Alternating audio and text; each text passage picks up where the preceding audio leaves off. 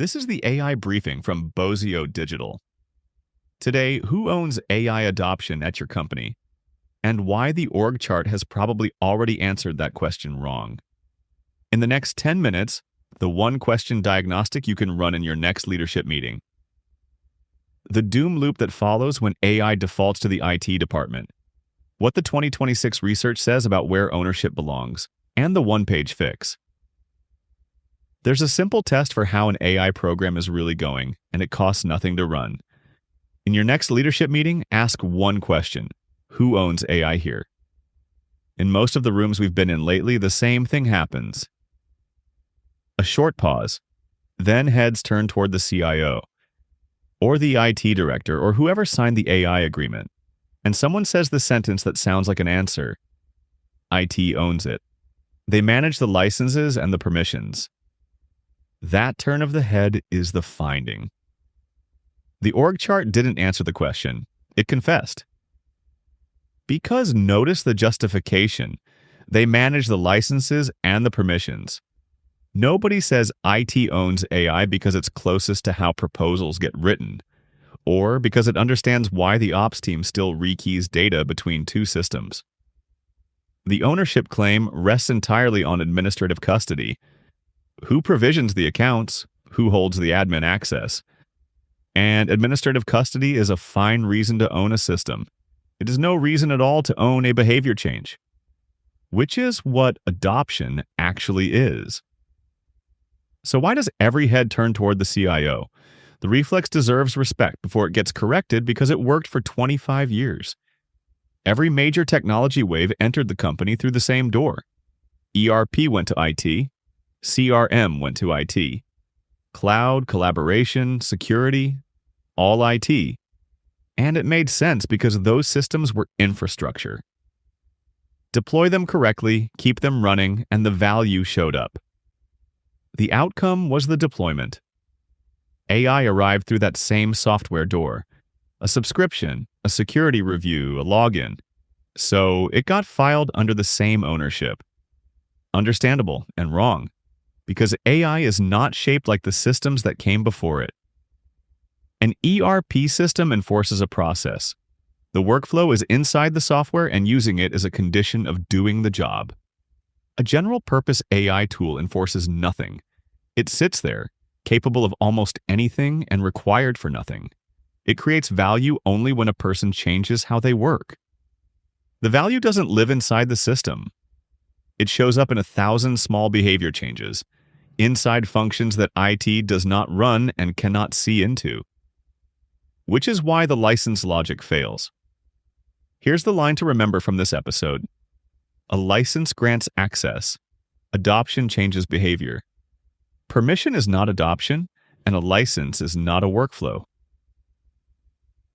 Now, what happens when a company gets this wrong? Something we call the doom loop. And the important thing about it, it unfolds with no villains. Everyone does their job well, and the loop tightens anyway. Turn 1. IT owns AI, so its metrics apply. Uptime, security incidents, seats provisioned, all the things IT should be measured on. Notice what's missing.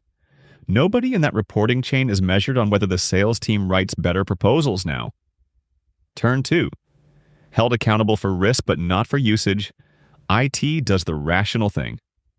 Locked down tools, conservative data policies, approval workflows, each control defensible. The sum, a system easier to secure than to use.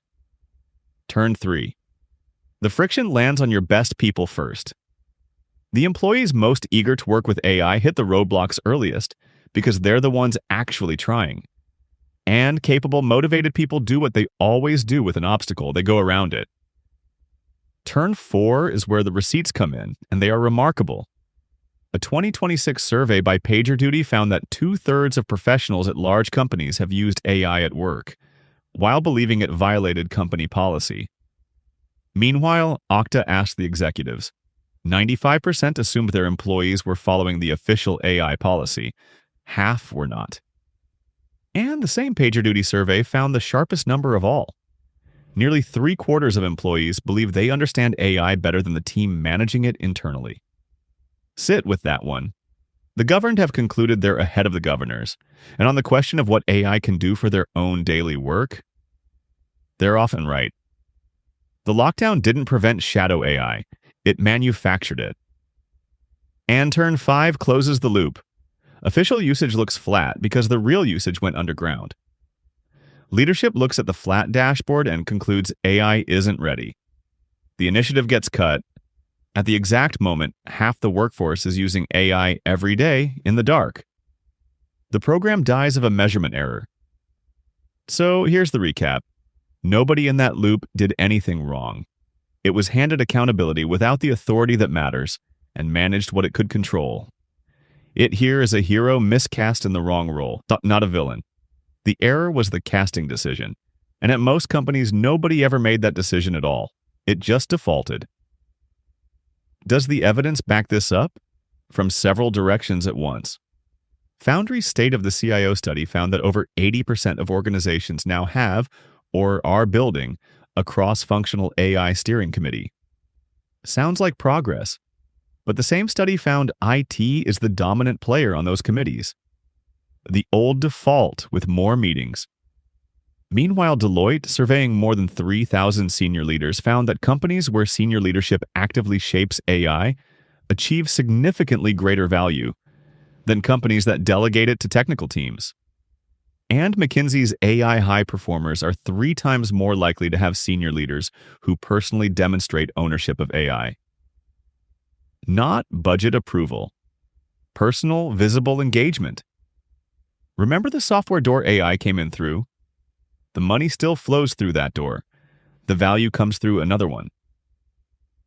Now, the market has noticed the ownership gap, and its answer has been dramatic. Appoint someone.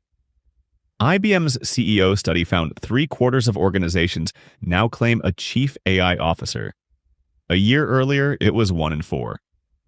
Be honest about what a number like that can mean. Authority in an organization does not triple in 12 months. Titles do.